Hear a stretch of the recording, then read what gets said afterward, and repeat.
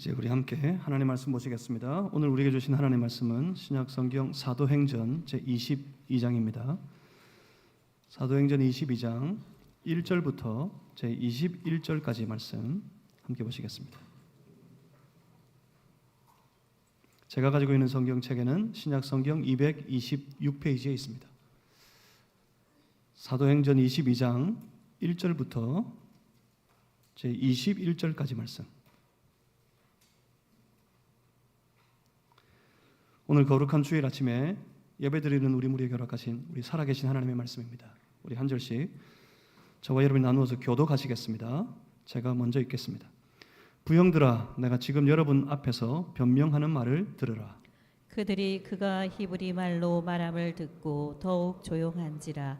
이어 이르되, 나는 유대인으로 길리기아 다소에서 났고 이 성에서 자라 가말리엘의 문화에서 우리 조상들의 율법에 엄한 교육을 받았고 오늘 너희 모든 사람처럼 하나님께 대하여 열심히 있는 자라. 내가 이 돌을 박해하여 사람을 죽이기까지 하고 남녀를 결박하여 옥에 넘겼노니 이에 대제사장과 모든 장로들이 내 증인이라. 또 내가 그들에게서 다메섹 형제들에게 가는 공문을 받아가지고 거기 있는 자들도 결박하여 예루살렘으로 끌어다가 형벌받게 하려고 가더니 가는 중 다메섹에 가까이 갔을 때에 오정쯤 되어 홀련히 하늘로부터 큰 빛이 나를 둘러 비치매 내가 땅에 엎드려져 들으니 소리 있어 이르되 사울아 사울아 내가 왜 나를 박해하느냐 하시거늘 내가 대답하되 주님 누구시니까 하니 이르시되 나는 네가 박해하는 나사렛 예수라 하시더라. 나와 함께 있는 사람들이 빛은 보면서도 나에게 말씀하시는 이의 소리는 듣지 못하더라. 내가 이르되 주님 무엇을 하리이까? 주께서 이르시되 일어나 다메섹으로 들어가라. 네가 해야 할 모든 것을 거기서 누가 이르리라 하시거늘 나는 그 빛의 광채로 말미암아 볼 수 없게 되었으므로 나와 함께 있는 사람들의 손에 끌려 다메섹으로 들어갔노라. 율법에 따라 경건한 사람으로 거기 사는 모든 유대인들에게 칭찬을 듣는 아나니아라 하는 이가 내게 와 곁에 서서 말하되 형제 사울아 다시 보라 하거늘 즉시 그를 쳐다보노라. 그가 또 이르되 우리 조상들의 하나님이 너를 택하여 너로 하여금 자기 뜻을 알게 하시며 그 의인을 보게 하시고 그 입에서 나오는 음성을 듣게 하셨으니 네가 그를 위하여 모든 사람 앞에서 내가 보고 들은 것의 증인이 되리라. 이제는 왜 주저하느냐? 일어나 주의 이름을 불러 세례를 받고 너의 죄를 씻으라 하더라. 후에 내가 예루살렘으로 돌아와서 성전에서 기도할 때에 황홀한 중에 봄에 주께서 내게 말씀하시되 속히 예루살렘에서 나가라. 그들은 내게 대하여 증언하는 말을 듣지 아니하리라 하시거늘 내가 말하기를 주님 내가 주를 믿는 사람들을 가두고 또 각 회당에서 때리고 또 주의 증인 스데반이 피를 흘릴 때에 내가 곁에 서서 찬승하고 그 죽이는 사람들의 옷을 지킨 줄 그들도 아나이다. 나더러 또 이르시되 떠나가라. 내가 너를 멀리 이방인에게로 보내리라 하셨느니라. 아멘. 제가 잠시 기도하고 우리 함께 이 말씀 받겠습니다. 기도합니다. 살아계신 하나님, 오늘도 우리 가운데 오셔서 말씀하시니 주를 예배하는 주의 백성들이 그 말씀 앞에 엎드립니다. 우리 중에 임하셔서 말씀해 주시고 주님의 그 거룩하신 뜻을 우리 각자를 향하신 하나님의 선한 의도를 우리로 다 깨달아 알 수 있도록 성령님 우리 지각을 열어 주시옵소서. 우리의 눈을 여시고 우리의 귀를 여셔서 오신 주님 보게 하시고 주의 음성을 들을 수 있게 해 주시옵소서. 주님 따라가길 원합니다. 우리 입술로 늘 주님 높이고 찬송하는 이 한 주간 되게 해 주시옵소서. 예수 그리스도 이름으로 기도하옵나이다. 아멘. 사도행전 22장 1절 이하 21절 이 말씀으로 믿음으로 변한다 하는 제목 가지고 함께 하나님의 말씀 나누길 원합니다. 성도 여러분, 요즘에 여러분 주변에 여러 만남들 중에서 특별히 일상적이지 않은 만남, 혹시 그런 만남이 있습니까? 그래서 잘 잊혀지지 않는, 잊을 수가 없는 그런 만남이 혹시 여러분에게 있습니까? 우리는 늘 스치듯 지나가는 많은 사람들과의 만남 속에서 매일을 삽니다. 그런데 어때요? 그 일상적인 수많은 만남들 가운데 살지만 대부분은 다 잊어버립니다. 다 잊혀져 버립니다. 그렇지만 그런 수많은 만남 중에 잊을 수 없는 만남들이 있어요. 전혀 일상적이지 않은 만남입니다. 그 만남에 대한 기억이 평생을 가는 그런 만남이 있습니다. 예를 들면 평생 함께 우정을 나누는 벗 친구와의 만남. 특별히 어떤 만남이 있습니까? 내가 평생에 함께 서로 동반하여 살아가야 될 내 배우자와의 만남. 그런 특별한 만남은 그 만남의 때를 절대로 잊을 수가 없습니다. 왜 그렇습니까? 왜냐하면 우리가 평생을 그 만남의 때를 기억하는 만남들은 가만히 보면 그 만남 이후에 그 만남으로 비롯된 일정한 어떤 관계가 지속되는 경우입니다. 평생의 우정을 나누는 친구, 벗과의 만남, 그렇게 서로 친구가 되어서 그 친구로서의 관계를 지속하며 살아갑니다. 그래서 그 만남의 때가 잊혀지지 않습니다. 사랑하는 내 아내와 사랑하는 내 남편과의 만남도 마찬가지죠. 그 만남 이후에 남편으로서 아내로서의 그 어떤 특별한 관계가 맺어져서 그 관계 속에서 지속적으로 살아가게 됩니다. 그리고 또 그 만남의 때를 잊을 수 없는 이유는 그 관계 속에 사는 중에 내가 많은 영향을 받고 내 삶이 그 관계로 인해서 많이 변하게 되기 때문에 그렇습니다. 흔히 유유상종이라 그러죠. 그의 벗을 보면 그 사람을 알 수 있다 그래요. 왜 그렇습니까?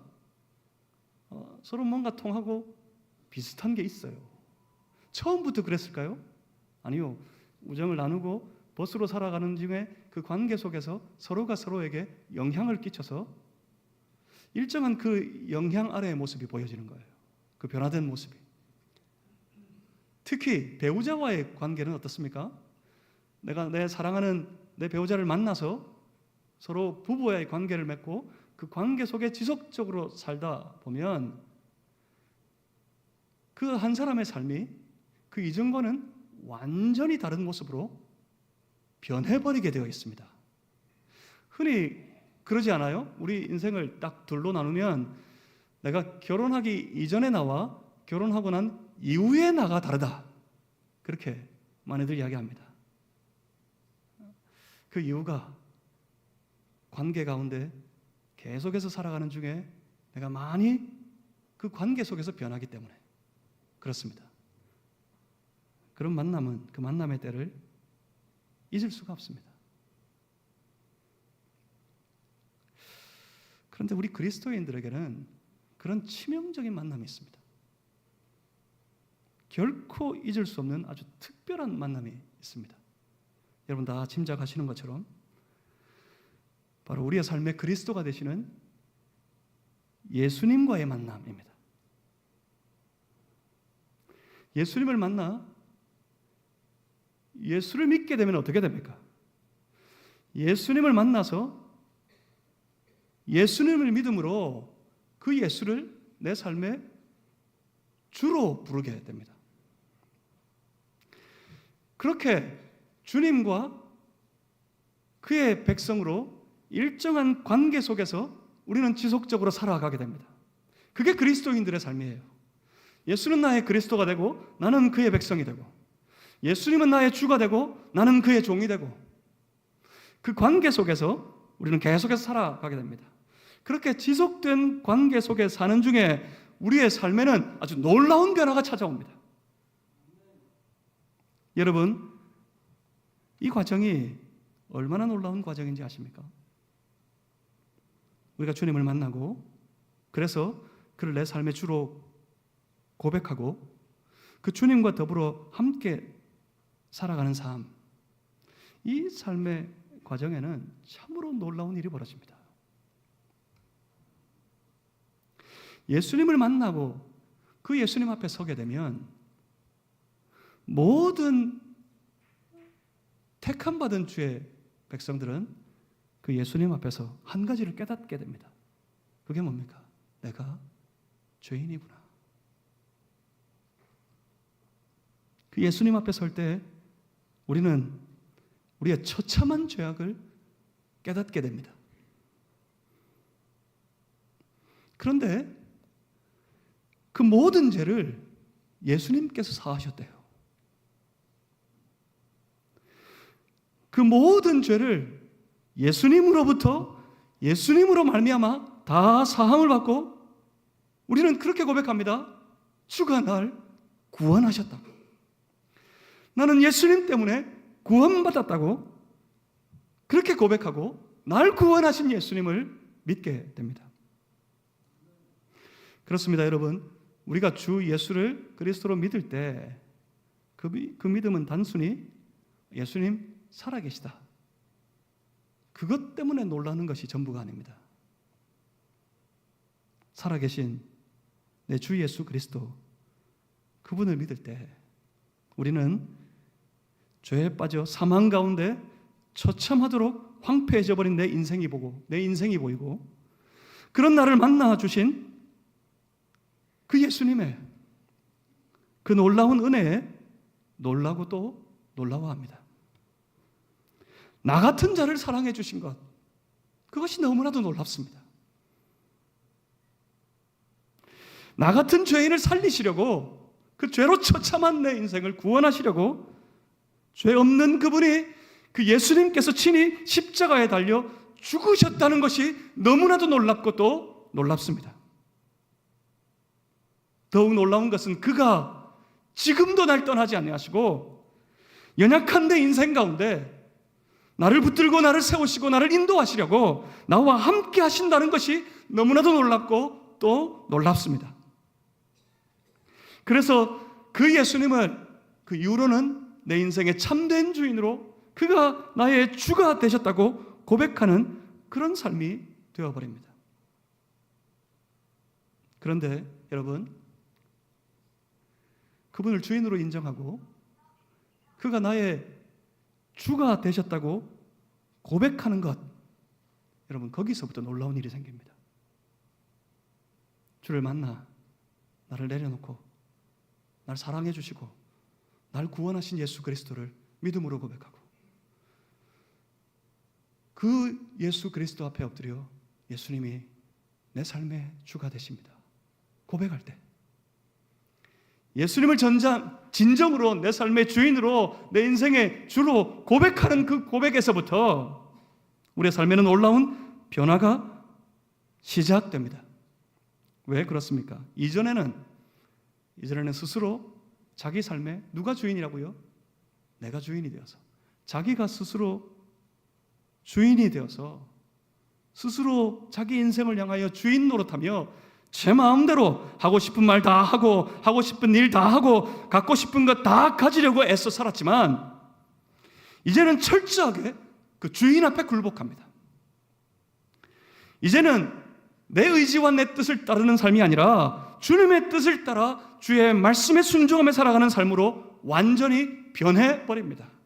우리 인생은 그렇게 변했습니다. 내가 주인 되어 내 마음대로 살던 인생이 예수를 주인 삼아 주의 뜻을 따르는 삶으로 완전히 변하게 된단 말입니다. 그래서 인생은 변합니다. 예수 믿으면 삶은 변합니다. 그 생각이 변하고 행동이 변하고 무엇보다 삶의 소망이 바뀌어버립니다. 그래서 만나는 사람들마다 내 삶의 소망의 이유가 되신 예수 그리스도를 밝히 말하고 전할 수밖에 없는 그런 사람이 되어버립니다. 그런데 여러분, 이걸 우리는 흔히 뭐라고 부르는지 아십니까?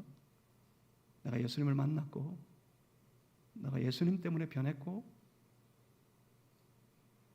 예수 안에 내가 새로운 소망을 가졌습니다. 이것을 고백하는 것.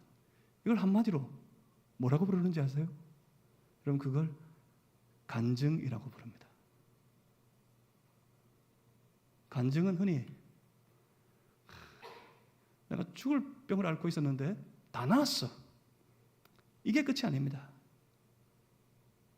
다 망해버렸는데 이제는 다시 성공했어. 이게 끝이 아닙니다. 간증에는 반드시 이것이 있습니다. 내가 예수님을 만났습니다. 그래서 예수님을 나의 주로 믿었습니다. 그래서 그 믿음 안에 내 삶이 변했습니다. 변화받은 삶을 사는 중에 내 안에 새로운 소망이 생겼습니다. 여러분, 이게 간증이에요. 간증에는 이것들이 포함되어 있어야 돼요.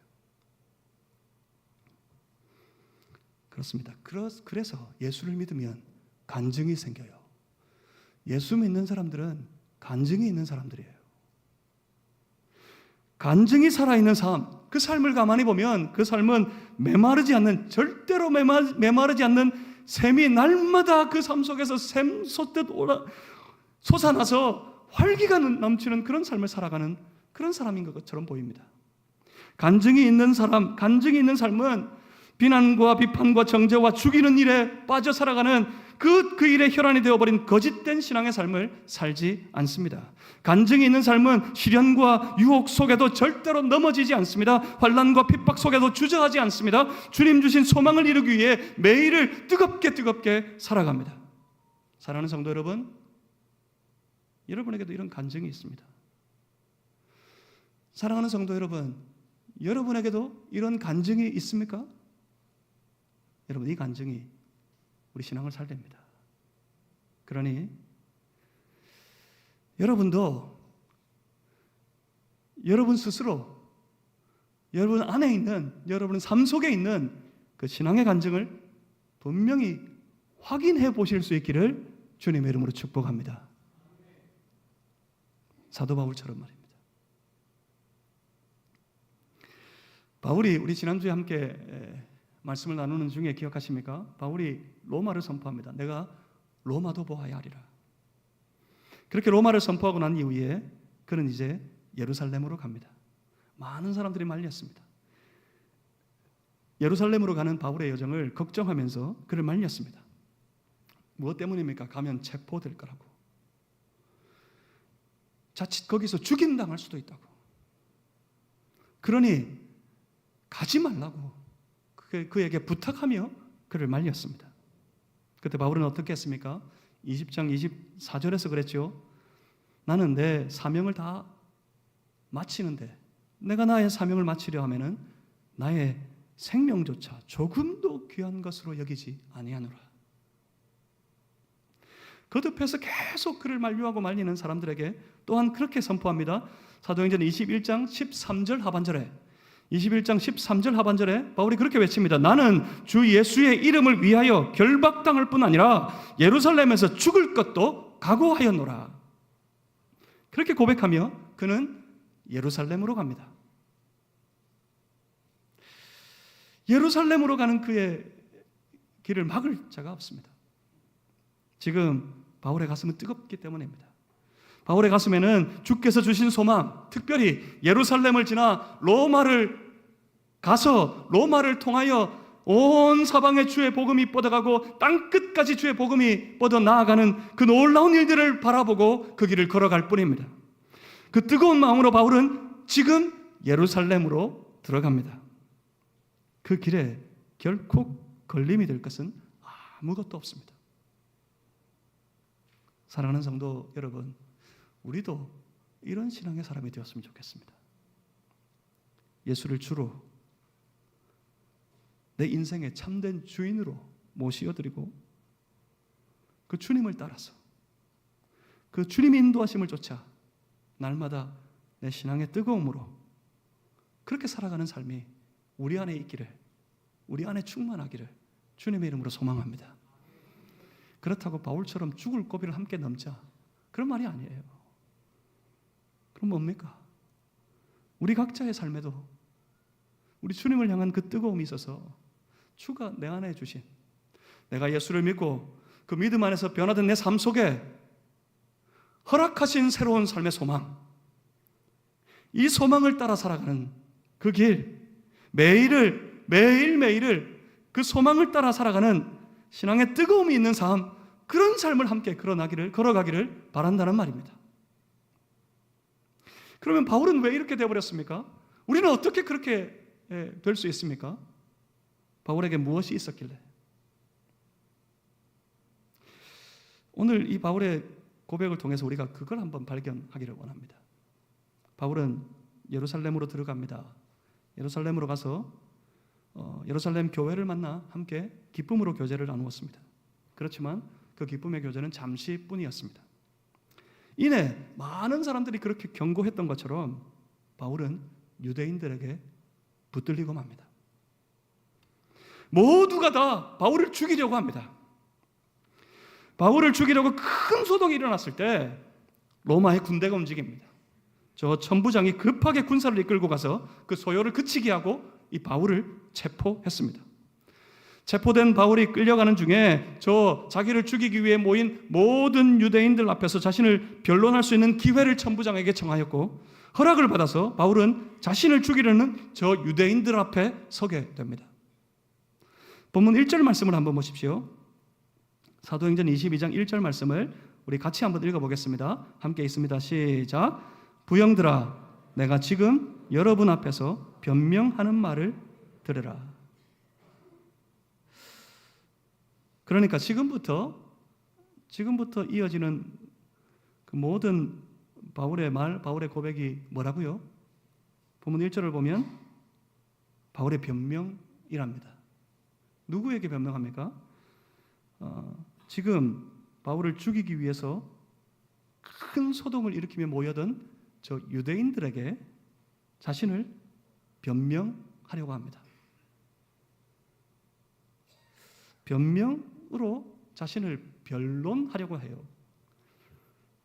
만약 이것이 변명이고 변명으로 하는 변론이라면 그 변명은 어떻게 해야 되는 거죠? 사람들이 막 자기를 죽이기 위해 모였어요. 만약 그에게 뒤집어 씌운 죄가 자기가 생각할 때 오해된 것이고 누명과도 같은 것이면 우리 어떻게 변명해야 됩니까? 나를 도둑놈으로 몰아가지고 체포에 잡아 넣으려고 하는 사람에게 변명한다면 우리 뭐라고 변명해야 되죠? 나는 도적질한 적이 없어. 그렇게 변명해야 됩니다. 사람을 죽였다고 감옥에 넣으려고 할 때 그 재판에서 우리는 뭐라고 변론해야 됩니까? 그것이 억울하면, 그것이 잘못된 오해에서 비롯된 것이라면, 아니야, 나는 사람을 죽인 적이 없어요. 만약 그게 아니라 그 형벌을 조금이라도 줄이려고 하는 사람이면 그렇게 변론합니다. 어쩔 수 없는 상황이었어요. 그렇게 변명하고 변론해야 됩니다. 바울이 변명하겠대요. 변명하려면 그럼 뭐라 그래야 될까요? 아니요, 나는 율법을 반대한 적이 없고 나는 이 성전을 비방한 적이 없습니다. 그를 그런 제목으로 붙들었거든요. 율법을 반하는 자, 성전을 비방하는 자. 그래서 붙들어 와서 그를 죽이려고 합니다. 그렇다면 나는 율법에 반대한 적이 없습니다. 나는 성전을 비방한 적이 없습니다. 특별히 지금 이 유대인들이 흥분해서 이 바울을 죽이려고 하는 가장 결정적인 이유가 하나 있었어요. 바울이 어떤 이방인을 데리고 저 이방인들에게 허용된 성전의 바깥들을 지나서 성전의 가장 깊은 곳 안뜰까지 이방인을 데리고 들어갔다. 성전을 침해했다. 당시 전통에 의하면 그 규례를 어기면 반드시 돌로 쳐 죽여야 했거든요. 그래서 바울이 변명하자면 그래야 했습니다. 나는 이방인을 데리고 성전 안으로 저 안뜰까지 들어간 적이 없어요. 그렇게 강변하고 그래서 스스로 풀려나도록 하는 것이 마땅한 변명일 겁니다. 그런데 여러분, 지금부터 바울의 변명을 잘 들어보십시오. 뭔가 다릅니다.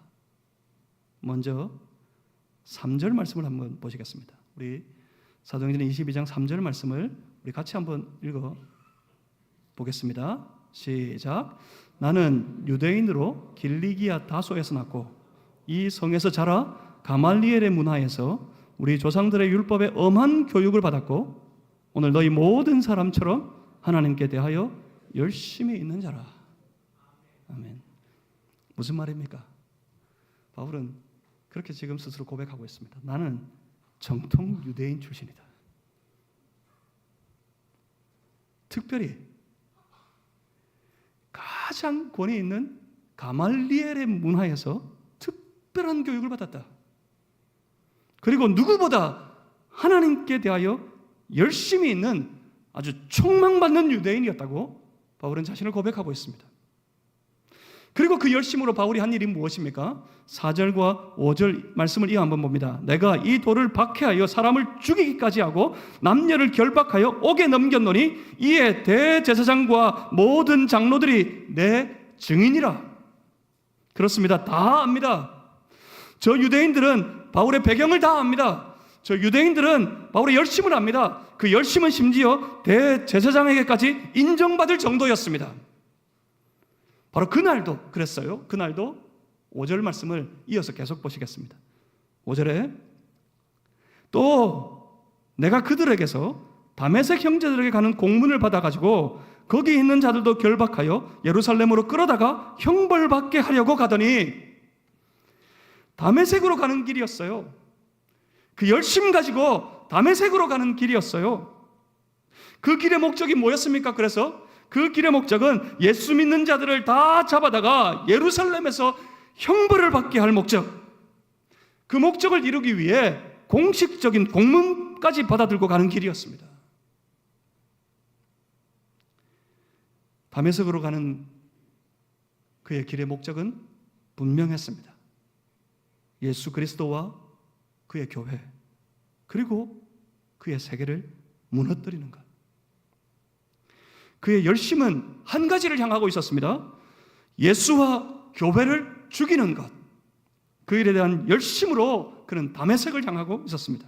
그런데 그 길에서 여러분이 이렇게 아시는 것처럼 놀라운 일을 경험하게 됩니다. 6절과 7절의 말씀을 보시면 그때 자신을 둘러 비치는 큰 빛을 보게 되고 바울은 이내 그 빛에 엎드려 가만히 그 빛 가운데 들려오는 소리를 듣게 됩니다. 그 소리가 외칩니다. 사울아, 사울아, 네가 왜 나를 박해하느냐? 사울아, 왜 나를 박해하느냐?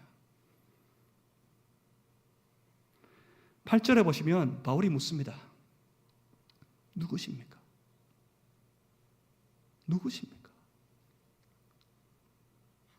그리고 그에게 들려온 음성. 그 음성에 바울은 완전히 무너지고 맙니다. 누구십니까? 했을 때 그 빛 가운데 들려온 음성이 그렇게 외칩니다. 나는 네가 박해하는 나사렛 예수라. 이내 바울은 보지 못하게 됩니다. 그런데 놀랍게도 바울이 이제 와서야 볼 수 있게 됩니다. 그에게 들려온 음성, 그 음성을 듣고 바울은 지금까지 볼 수 없었던 세계를 보게 됩니다. 바로 예수 그리스도의 세계, 그 놀라운 생명의 세계를 사도 바울이 그때부터 보기 시작했습니다. 나는 예수다, 예수가 그리스도다. 그 소리를, 나는 예수라 하는 음성을 그가 그때 들었습니다. 그런데 그 소리는 처음 듣는 소리가 아닙니다. 예수가 그리스도 되신다 하는 소리, 그 소리를 이 청년이 지금까지 숱하게 들어왔어요. 예수가 그리스도라고, 예수가 그리스도라고. 그런데 그동안은 전혀 그 소리가 들리지 않았습니다. 전혀 그 소리가 의미하는 바가 보이지 않았습니다. 오히려 그렇게 주장하는 사람들, 그렇게 외치고 있는 사람들, 그렇게 떠드는 사람들, 그들을 핍박하고 죽이는 일에만 열심이었습니다. 예수 그리스도를 외치는 저들의 소리는 그저 내가 배척하고 반대해야만 하는 위험한 소리로밖에 들리지 않았습니다. 저들, 그렇게 외치는 저 그리스도인들은 유대의 전통을 깨트리고 외치는 무도한 세력이라고밖에 보이지 않았습니다. 그래서 그들을 죽이려고 했습니다. 그렇게 큰 소리로 들려오는 예수의 그리스도 되신 그 복음이 전혀 들리지도 보이지도 않았습니다. 오늘 우리는 어떻습니까? 주의 말씀이 크게 우리에게 날마다 선포되고 있지만 도무지 들리지 않고 들을 수가 없어서 들으려고 하지 않는 우리의 모습이 그때 사울이라고 불리는 이 사람에게서, 이 사람의 모습에서 우리의 모습이 보이는 것만 같습니다. 그런데 그런 그가 지금 예수님을 만났습니다. 그 빛에 압도되어서 앞을 전혀 볼 수 없게 되었지만 아주 역설적으로 오히려 지금 눈이 열렸습니다. 이제 예수님이 보입니다. 이제 주님의 말씀이 들립니다. 과연 그 예수가 그리스도였습니다. 육체의 눈이 감겼는데 진짜 눈이 열렸어요. 사랑하는 성도 여러분, 눈을 뜨시기 바랍니다. 지금 졸립니까? 눈을 뜨시기 바랍니다. 사랑하는 성도 여러분, 여러분도 볼 수 있게 되기를 주님의 이름으로 축복합니다. 들을 수 있게 되기를 주님의 이름으로 소망합니다.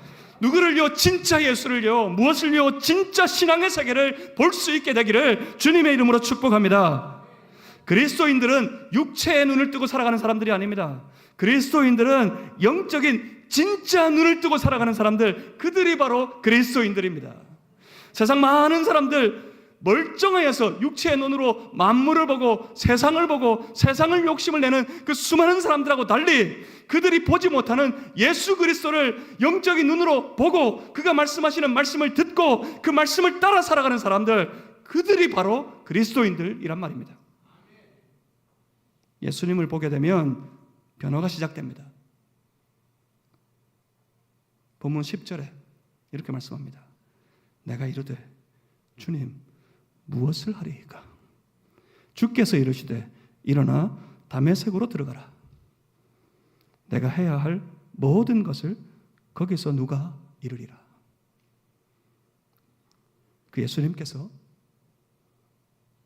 사울에게 말했습니다. 다메섹으로 들어가라. 그래서 그는 다메섹으로 들어갑니다. 분명히 다메섹으로 가는 길이었고 이제 이 사람은 다메섹으로 들어갑니다. 그런데 다릅니다. 완전히 변해버렸습니다. 이전에 먼저 다메섹을 향했던 그 길의 목적은 예수를 핍박하고 주를 믿는 자들을 잡아다가 예루살렘에서 벌받게 하려고 가는 길이었는데 지금은 다메섹으로 먼저 가는 길이 주님의 말씀을 듣기 위해서 갑니다. 네가 해야 할 모든 것을 거기서 누가 이루리라. 그는 바로 아나니아였습니다. 그는 거기서 주의 말씀을 그에게 전하여 줄 이 아나니아를 기다리고 있었던 겁니다. 그리고 그 아나니아가 와서 그에게 전하여 주는 우리 주님의 말씀, 그 말씀을 듣습니다. 본문 15절입니다. 우리 15절 말씀을 우리 다 같이 한번 읽어봅니다. 15절 함께 읽겠습니다. 시작. 네가 그를 위하여 모든 사람 앞에서 내가 보고 들은 것에 증인이 되리라. 아멘. 네가 나의 증인이 되리라. 이 말씀을 들은 바울은 그때 아주 처절한 심정으로 그렇게 고백했답니다. 나의 증인이 되리라. 그랬더니 바울이 견디지를 못합니다. 주님, 내가 주를 믿는 사람들을 가두고 때리고 스데반이 피 흘릴 때 찬송하고 그를 죽이는 자들의 옷을 지킨 그런 자입니다. 무슨 말입니까? 그런 내가 어떻게, 그런 나를 어떻게.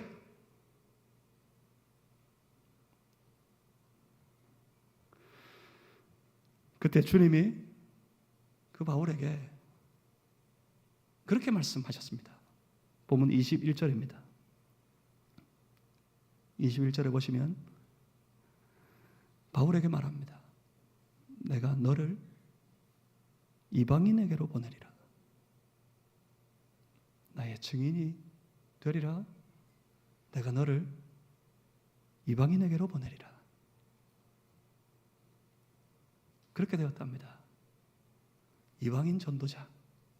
여러분, 이게 뭡니까? 지금 바울의 삶입니다. 지금 바울이 살아가고 있는 삶의 모습이 그거예요. 이방인의 전도자. 어떤 일이 있었습니까? 바울이 그때 예수님을 만났고, 그래서 예수를 주로 그리스도로 믿게 되었고, 예수를 주로 그리스도로 고백하게 되었을 때 주가 주시는 말씀을 받았습니다. 주인 되신 그분이 내 인생을 향하여 주셨던 말씀, 너는 나의 증인이 되리라. 저 이방인으로 가라 하신 그 말씀이 바울에게는 평생의 소망이 되었습니다. 이전에는 주를 핍박하는 열심으로 살았던 자가 이제는 예수의 이름을 만방의 저 이방인들에게도 전하는 증인된 삶을 소망하기 시작했습니다. 그 소망을 가지고 그는 한 걸음 한 걸음 걸어갔습니다. 온 이방 땅 아시아와 유럽을 누비면서 주 예수가 그리스도라고 증언하는 그런 사람이 되었습니다. 이방인 전도자. 그래요. 이것이 지금 바울의 삶이었습니다. 바울이 뭐 한다고 말을 시작했죠? 변명한다고 말을 시작했어요.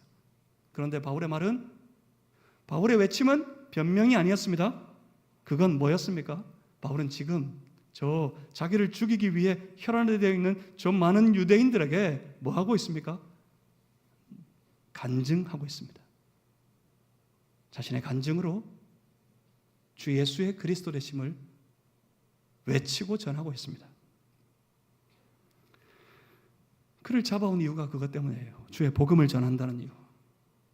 그것 때문에 살기가 등등하여서 죽이려고 있는 저 유대인들 앞에서 바울이 외치는 외침은 그거였습니다. 나는 예수님을 만났습니다. 그래서 나는 예수님을 믿게 되었습니다. 그래서 내 모든 삶이 변해버렸습니다. 나는 예수의 그리스도 되심의 이 복음을 전하는 그런 사람이 되어버렸습니다. 그렇게 자신의 신앙을 저 무리들 앞에서 간증하고 있습니다. 여러분, 이렇게 변해요, 사람이. 한 사람이 예수님을 만나면, 예수님을 믿으면 이렇게 변해버립니다. 주 예수의 지신 십자가를 한 인생이 건너가게 되면 그 삶은 완전히 달라지게 됩니다. 그렇습니다. 예수를 믿고 구원받으면 인생이 달라집니다. 여러분, 이걸 믿으시길 바랍니다. 사망 가운데 살다가 생명으로 들어갑니다. 그 삶의 자리가 완전히 달라졌습니다. 세상의 질서 속에 살다가 이제 하나님 나라를 경험하게 되고 그 나라를 살아갑니다. 무엇보다도 주의 나라를 살아갈 때 그 삶의 소망이 완전히 달라졌습니다. 이전에 세상 것 소망하며 살아가던 삶이 이제는 주님의 영광을, 주님의 나라를 소망하는 삶으로 완전히 달라져 버렸습니다. 그 과정에 필연코 나타나는 현상이 한 가지 있습니다. 그건 그리스도이신 내 인생의 주인이 되신 그 예수님 앞에 자신의 의지를 굴복하고 자기 중심의 삶을 항복하는 것입니다. 무엇 때문입니까? 자기의 주장으로는, 자기의 의지를 가지고는 절대로 하나님 나라의 그 위대한 소망을 이룰 수 없음을 깨닫기 때문에 그렇습니다. 이런 과정을 지나게 됩니다. 자기 의지를, 자기의 모든 중심된 삶을 다 굴복하고 항복하는 그 모든 과정을 지나가게 됩니다. 예수를 믿을 때 이 과정을 지나가야만 됩니다. 반드시 지나야만 합니다. 그렇지 않으면 예수를 믿고 나서도 자기 주장과 자기 의지로 자기 뜻을 이루기 위해 삽니다.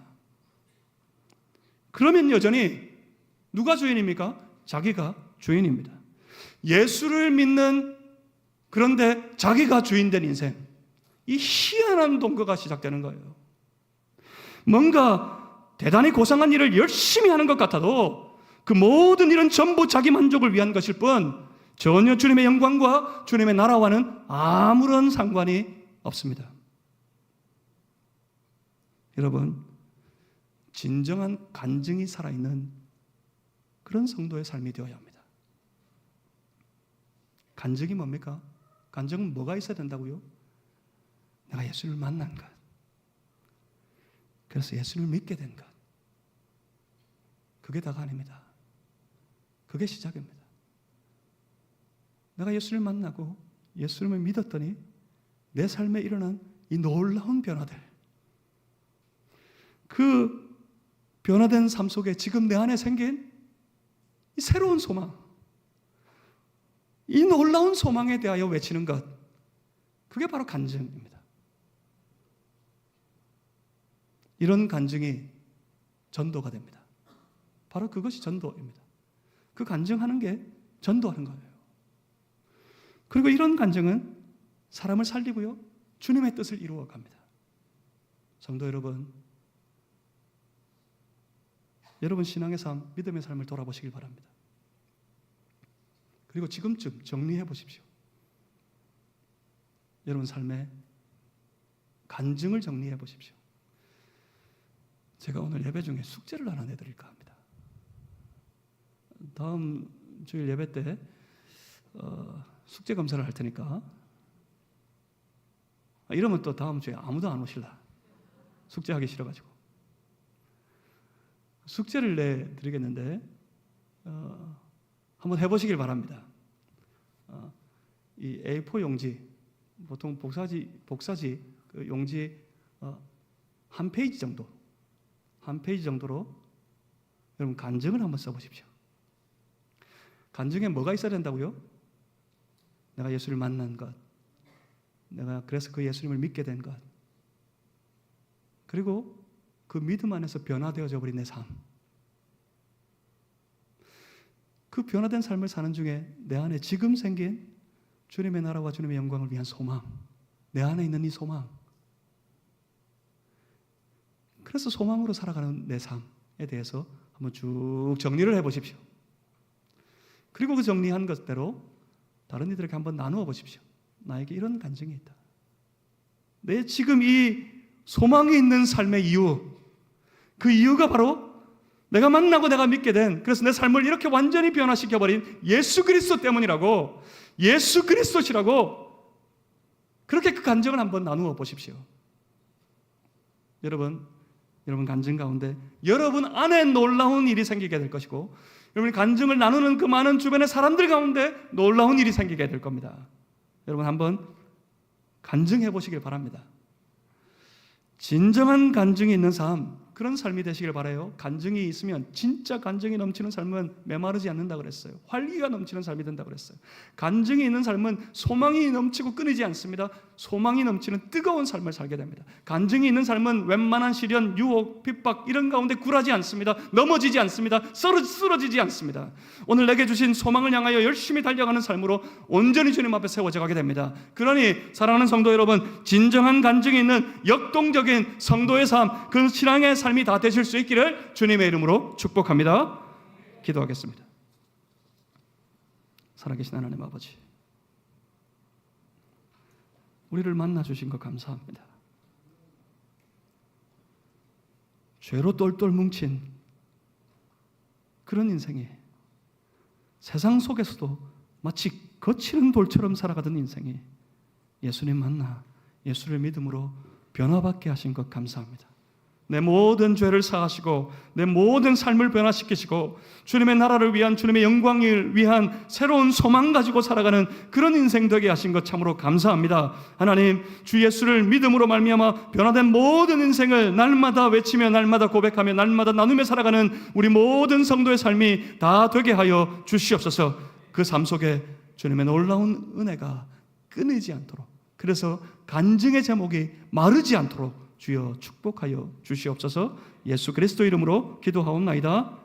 아멘. 찬송가 421장 우리 함께